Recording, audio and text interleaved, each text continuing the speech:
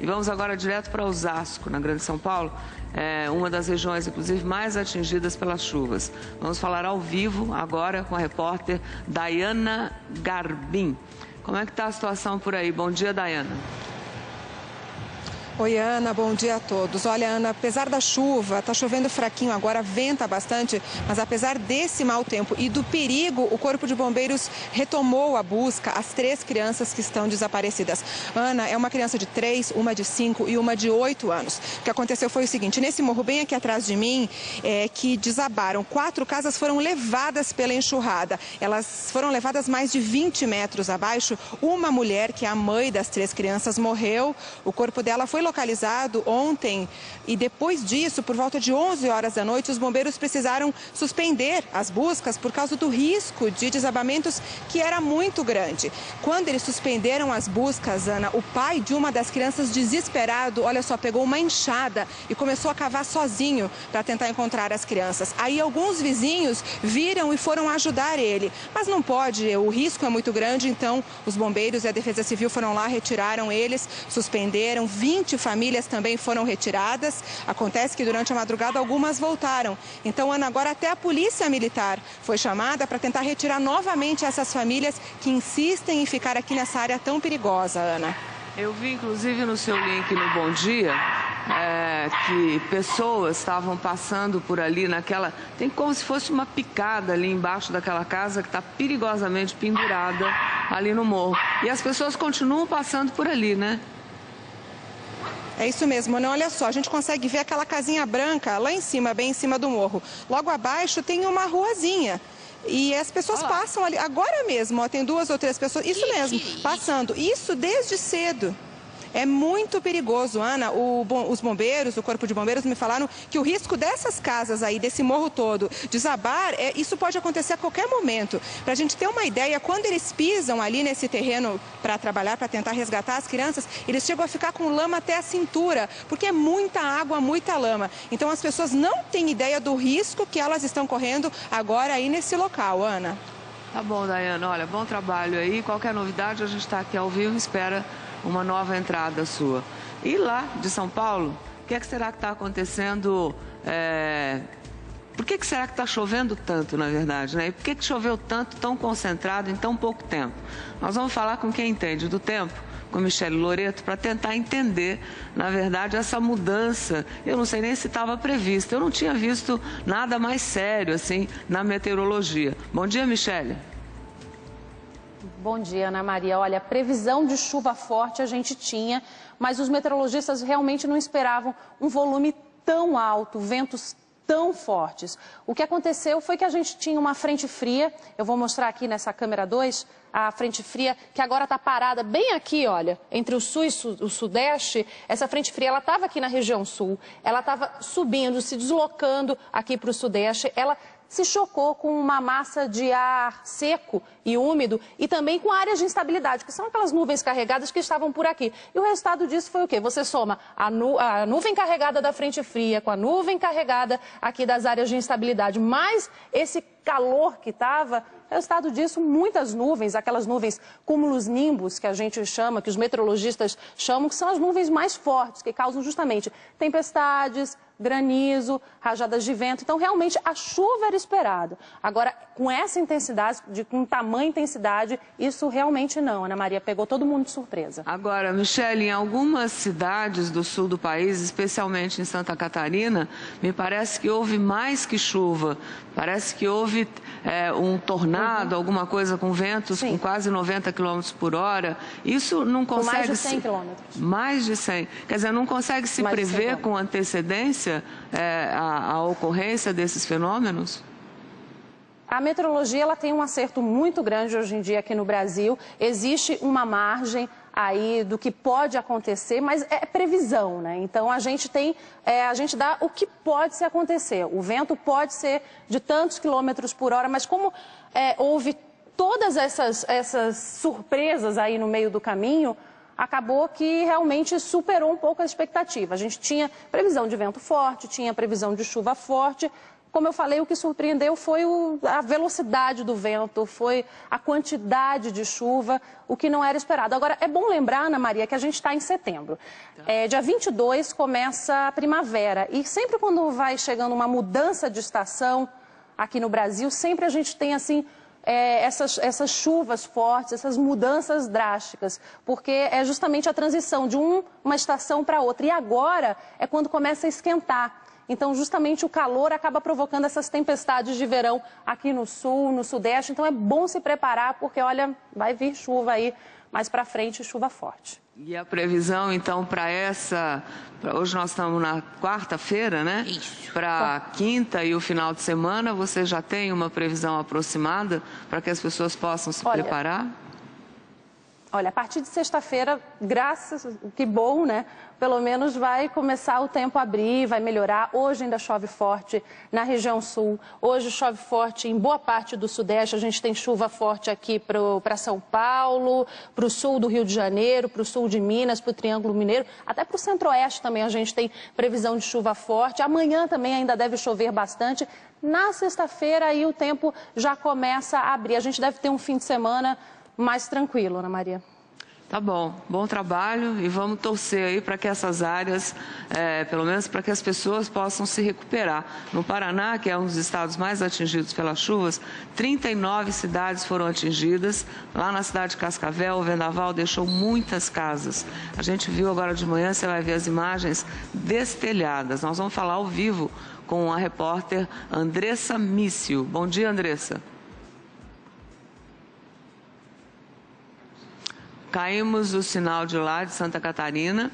Então, olha, Santa Catarina também sofreu com o temporal no estado, que sofreu com muitas enchentes no ano passado. Você se lembra, né, Loura? A gente esteve lá, fez até um programa direto de Blumenau. Verdade. Tínhamos centenas, milhares de desabrigados e desalojados naquela época, que agora que começaram a se recuperar, nesse momento, Santa Catarina, mais uma vez, eu tenho a sensação...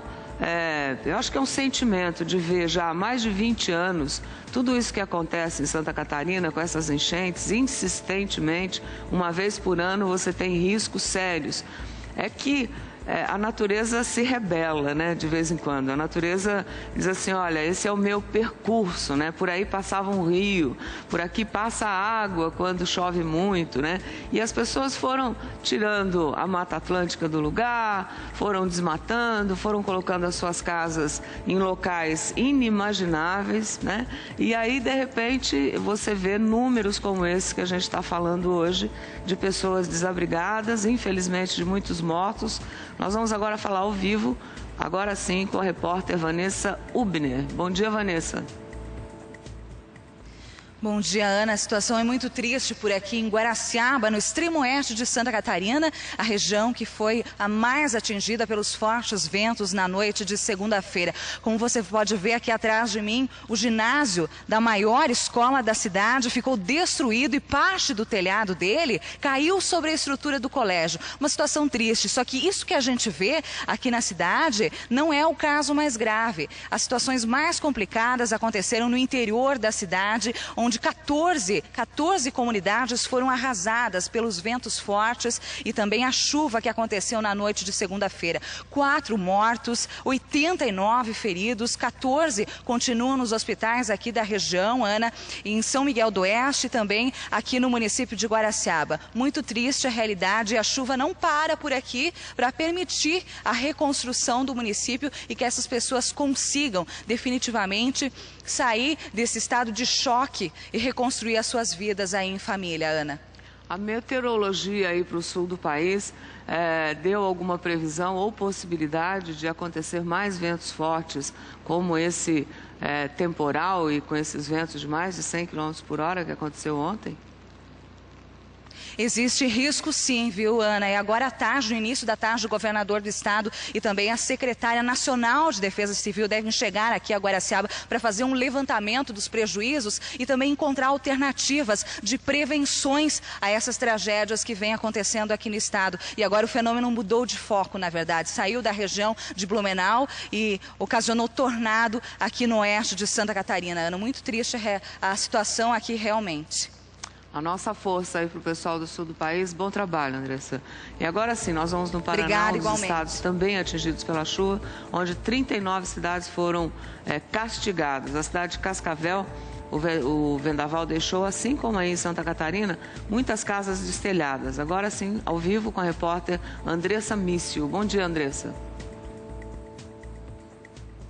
Bom dia, Ana. Olha só, aqui em Cascavel, 145 casas foram destelhadas. O problema é que as pessoas ganharam lonas do corpo de bombeiros para cobrir as casas, só que não para de chover. Agora deu uma paradinha, estiou um pouquinho, mas o tempo está muito nublado, está uma neblina bem forte mesmo, pouca visibilidade, e isso atrapalha bastante o trabalho de reconstrução da cidade. Agora, outras cidades da região também, do Paraná todo, foram atingidas. A região central foi a mais afetada. Olha só, teve uma situação muito complicada em Londrina, em que 14 pessoas ficaram feridas pelo seguinte: elas estavam num show, numa apresentação, uma espécie de rodeio, e a estrutura do palco desabou. Então elas começaram a tentar se proteger debaixo das barraquinhas de comes e bebes e não conseguiam porque tudo começou a desabar. Então 14 pessoas ficaram feridas, foram levadas para hospitais, mas já passam bem, Ana. E a previsão para hoje aí é bom para as pessoas que estão em casa recolhidinhas, que me parece que está frio aí também, né? Que estão nos vendo agora, que continuem aí assistindo a gente, quietinhas, protegidas, porque a previsão para o sul do país também é de que continue chovendo, não é? É isso mesmo, hoje de manhã eu saí de casa com 14 graus, está bastante frio, mas a orientação realmente é essa. E outra orientação também do Corpo de Bombeiros, que é bastante importante, é que as pessoas às vezes tentam subir nos telhados para consertar as casas sozinhas e não conseguem, acabam caindo e se machucando mais ainda. Então o Corpo de Bombeiros avisa, alerta que esse é o principal problema de machucados durante os temporais. Que as pessoas sobem nos telhados e não conseguem descer ou caem e acabam se machucando. Outra situação também em Ponta Grossa foi o telhado de uma creche que desabou. Só que, graças a Deus, que era de madrugada, não havia ninguém, foi 5 horas da manhã, as crianças não estavam na creche, é claro, estavam dormindo em casa, então ninguém se machucou. Agora, outros locais também no sudoeste, ventos de até 100 km por hora, acabaram destelhando até o telhado de uma igreja, foi descoberto, e de uma granja. Os porquinhos ficaram todos desprotegidos e eles estavam até com medo deles morrerem de frio, viu, Ana? Bem complicada a situação. A gente está vendo aí as imagens, realmente é assustador. Andressa, um bom trabalho, um bom dia para vocês aí, tá bom? Muito obrigada. E aí nós vamos agora ao INPE. Nós estamos falando qual é a previsão, lugar melhor para ir não existe nesse momento. O Instituto Nacional de Pesquisas Espaciais, lá em São José dos Campos, falar com o meteorologista Olívio Neto. Bom dia, Olívio. Bom dia, Ana. Pois é, a gente está vendo vários mapas aí, o trabalho do INPE sempre é que acaba informando a situação do Sul, da América do Sul e do mundo, mas especialmente nesse momento, o que é que os mapas e os satélites nos dizem, Olívio? Olha, Ana, infelizmente para essa parte sul do Brasil, os mapas, os satélites não dão boa notícia, não. As chuvas devem continuar tanto hoje como nos próximos dias. As principais chuvas, ou seja, as chuvas mais fortes, devem ficar concentradas aí entre o norte e nordeste do Rio Grande do Sul, parte centro e leste de Santa Catarina e boa parte do estado do Paraná, assim como também em parte do estado de São Paulo. Então permanece aí pelo menos até o final de semana a condição de chuva aí para o sul do Brasil. Depois que esses eventos acontecem, todos os equipamentos que vocês têm aí no INPE devem ter registrado, inclusive, se foi realmente um tornado que aconteceu ali no Paraná, em Santa Catarina, Olívio? Olha, Ana, tornado não está sendo descartado no caso dessas tormentas. Na verdade, a parte norte e nordeste da Argentina, a parte sul do Paraguai, assim como o sul do Brasil, é uma região propícia à ocorrência desse fenômeno. No entanto, esse fenômeno tem determinada característica. A gente precisa ter uma nuvem funil que encoste no solo. Como o evento foi na parte da noite, provavelmente não foi visualizado. Mas também o tipo de destruição causado por um tornado tem determinada característica. Ou seja, as estruturas geralmente são bastante retorcidas. As árvores, ao serem quebradas, dificilmente quebra de uma forma reta. Geralmente elas também são retorcidas. Então tem uma característica, vamos dizer assim, do evento de tornado, tá? O que a gente diz que foi uma tempestade que causou rajadas de vento bastante significativas, tá? Tempestades, inclusive, que foram previstas pelo grupo de previsão de tempo, pelo grupo da meteorologia, praticamente em todo o Brasil, estava prevendo chuva forte. É claro que a condição de tempo forte, essas rajadas de vento, a intensidade, é muito difícil de ser previsto. A previsão de tornado também é um evento, um fenômeno meteorológico muito difícil de ser previsto, com bastante antecedência. Mas a condição de instabilidade e de, vamos dizer, de severidade do tempo, isso sim foi previsto, foi passado o alerta para a Defesa Civil, né, que estava ciente e deve ter tomado as providências aí nesse caso. Mas, infelizmente, às vezes a população é pega de surpresa, como você mesmo falou, infelizmente o pessoal constrói em áreas não propícias à construção, como beira de rios, áreas de encosta, então acaba ocorrendo algumas tragédias, como observada nesse início de semana. Pois é, a mãe natureza, você está falando em imprevisibilidade, que nem o mais alto equipamento com a melhor qualidade consegue prever o encontro de dois momentos da natureza, porque afinal é a mãe natureza. Mas eu gostaria de ver esse lugar aí onde vocês trabalham no INPE, se eu tiver o câmera com condições de me mostrar, que eu vejo vários mapas ali atrás. Eu não sei se você tem uma câmera fixa aí, desculpe eu estar pedindo, mas é que eu acho que eu e o Brasil todo ficamos curiosos para entender melhor, né, todo esse sistema que vocês têm aí com capacidade para poder nos informar com a antecedência necessária. Tecnologia total.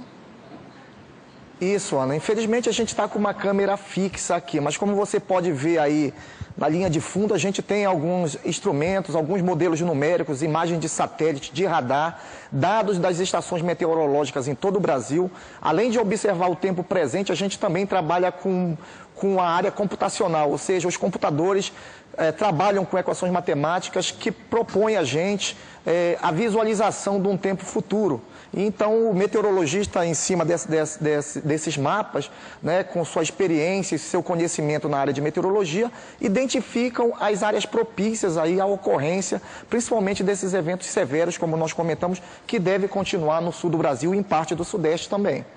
Tá bom, Vídeo, bom trabalho. Um abraço pessoal do INPE. Se tiver alguma novidade, alguma mudança prevista, por favor, comunique a gente aqui, que nós estamos ao vivo até 10 horas da manhã, tá bom? Bom trabalho, bom dia.